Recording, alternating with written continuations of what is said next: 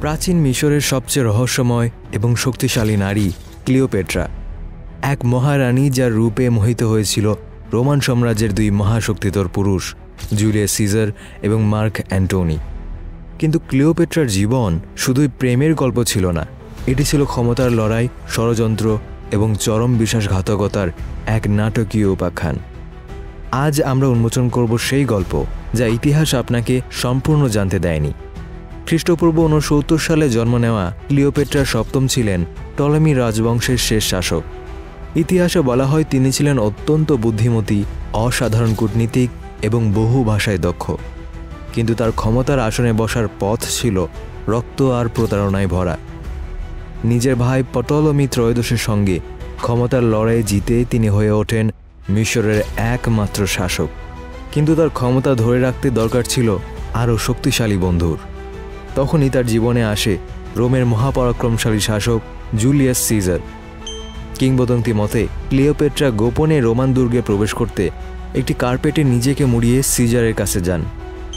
তার এই কৌশলে সৌন্দর্য ও বুদ্ধিমত্তার মোহময়ী মিশ্রণে সিজার মুগ্ধ হন।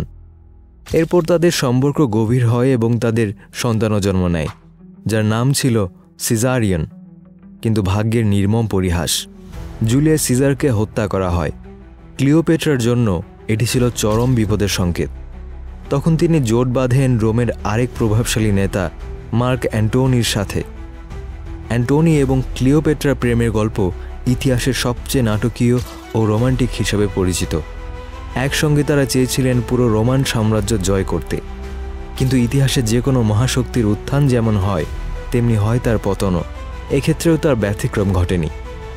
রোমান সাম্রাজ্যের ভবিষ্যৎ নির্ধারিত হতে চলেছিল এক ভয়ঙ্কর যুদ্ধে।